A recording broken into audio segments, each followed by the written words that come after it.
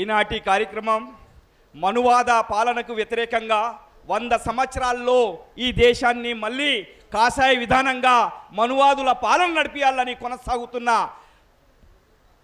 Machine Kagar పేరుతో ప్రజల గురించి ప్రజాస్వామ్యాన్ని నిలబెట్టే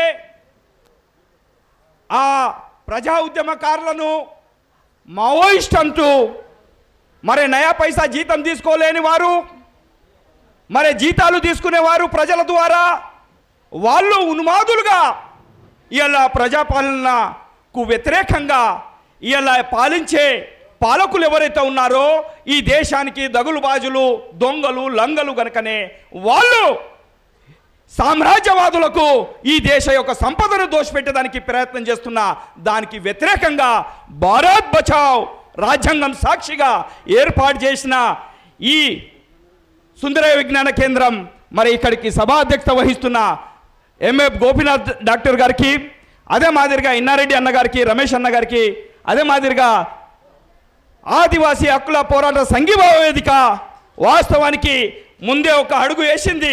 భారత్ బచావ్ ఏ ఆలోచన అయితే ఉన్నదో దానికన్నా ముందుగా మేము సహితం అన్నట్టుగా అన్ని సంఘాలను కూడగట్టి ఈ ఉద్యమం ఈ మనువాదుల యొక్క పాలనలో మనం మణిపూర్ను చూశాము. మణిపూర్ తర్వాత ఇలా ఛత్తీస్గఢ్లో దాదాపు 29 ఖనిజ సంపద ఉన్నది కనుక ఎవడిచ్చిన జాగీర్వానికి, యవ్వనబ్బ జాగీర్వానికి షెడ్యూల్ 5 రాజ్యాంగాన్ని తుంగల దొక్కుతూ మనువాదాన్ని కొనసాగిస్తూ ఉంటే వివిధ రాజకీయ పార్టీలు, ప్రతిపక్ష పార్టీలు ఏం చేస్తున్నాయి, ఎక్కడ గడ్డి వీక్తున్నాయని నేను దళిత లిబరేషన్ పార్టీ తరఫున ఈ వేదిక ద్వారా అడుగుతున్నాను. నిజంగానే వాళ్ళకు రాజ్యాంగం సోయి ఉంటే వాళ్ళు ఎందుకు ఒక మనువాది పాలన చేస్తూ వాడు ఈవీఎం ద్వారా గెలుచుకొని వచ్చిన వాడు ఈవీఎంను ఎందుకు రద్దు చేయలేకపోతున్నారు? మరి ఎలక్ట్రికల్ బాండ్ అన్నదాన్ని ఎందుకు వ్యతిరేకించలేకపోయారు? ఎలక్ట్రికల్ బాండ్ ద్వారానే నల్లధనాన్ని తెల్లధనంగా మార్చుకొని ప్రజలను మాయమాటాలు చేస్తూ మన దగ్గర కూడా పాలించిన వాడు కూడా బీర్ బ్రాండీ బిర్యానీలతోటి 10 సంవత్సరాల తెలంగాణను ఎట్లా ఏలిండు మనం కనబడ్డది.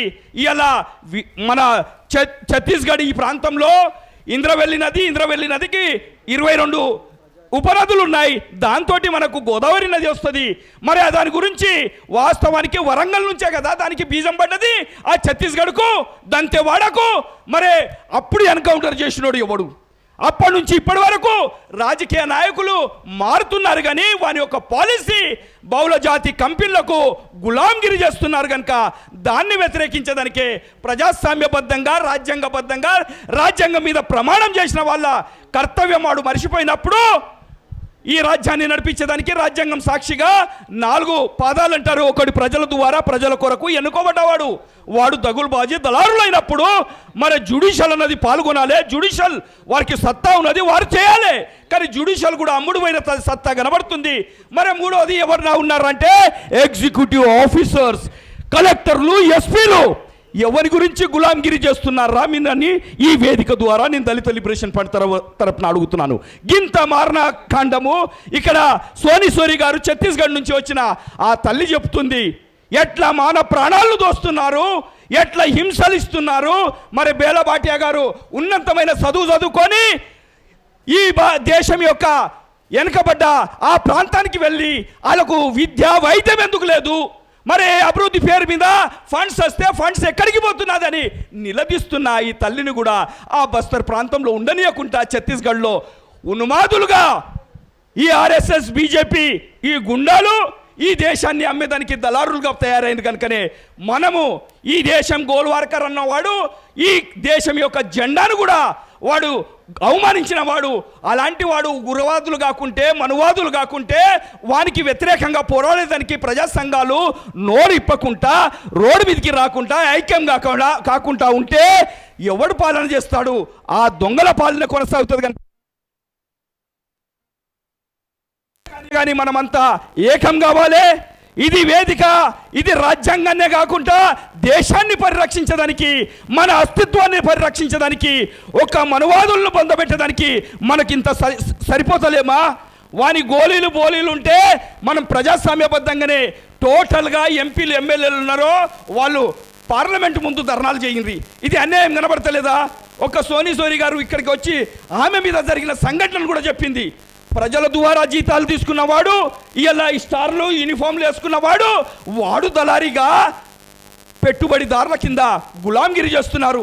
ఇలా ఎన్కౌంటర్లు ఎందుకు జరుగుతున్నాయి ఆ ప్రాంతంలో అంటే ఒక్కొక్క తలకాయకు జిందల్, బిత్తల్, అడానీ, అంబానీ ఈ దగులుబాజుగాళ్ళ కింద రాజకీయ దళారులు పనిచేస్తున్నారు కనుకనే వాళ్ళు ప్రైజులు పెడుతున్నారు. వీళ్ళని కేంద్ర కమిటీ అని చంపుర్రి, మీకు గిన్నిస్తాం, జిల్లా కమిటీ అని చంపుర్రి, గిన్నిస్తాం, స్టేట్ కమిటీ అని చంపుర్రి, గిన్నిస్తామంటే వీళ్ళు కూడా వేసుకున్న యూనిఫామ్ను మర్చిపోయి దేశం మీద ఏదైతే ప్రతిజ్ఞ చేసిరో రాజ్యాంగం మీద దాన్ని మర్చిపోయి ఆ దళారుల దగ్గర గులాంగిరి చేస్తూ ఎవరిని చంపుతున్నారు, ఎవరి దగ్గరనైతే ట్యాక్స్ తీసుకొని ఎవరి అమ్మ నాన్న ట్యాక్స్ తోటి జీతాలు తీసుకుంటుర్రో వాళ్ళ మాన ప్రాణాలను దోస్తున్నారు.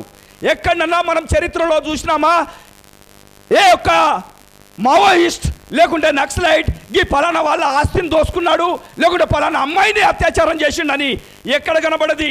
కానీ ప్రజల ద్వారా ట్యాక్స్ తీసుకొని జీతాలు తీసుకున్న రాజకీయ నాయకుడి నుంచి మొదలు పెడితే యూనిఫామ్ వేసుకున్న రక్షక భటులు అన్నవాడు కూడా ఈ దగులుబాజుగాళ్ళు రేపులలో ఉన్నారు, అత్యాచారాలలో ఉన్నారు, దోసుకునే దొంగలలో ఉన్నారు. మరి ఎప్పుడు మనం చైతన్యమైదాం? ఎప్పుడు మనం ఈ గొంతు ఇప్పుదాం? ఈ ఉపాలు బీపాలు జాంతానై పోరాటం సిద్ధం. ఆ పోరాటానికి సిద్ధం కావాలని ఇలా మనకి ఏవైతే 3 ప్రధానంగా ఇచ్చారో దాని మీద ఈ అంశాల మీద అందరం కలిసి కట్టుగా ప్రజలలో చైతన్యం తీసుకొచ్చి పోరాటానికి సిద్ధం కావాలని పేరున కోరుకుంటూ ఈ అవకాశం ఇచ్చిన పెద్దలకు అందరికీ ఉద్యమ అభివందనాలు. జై భీమ్, జై తెలంగాణ, జై ఆదివాసీ.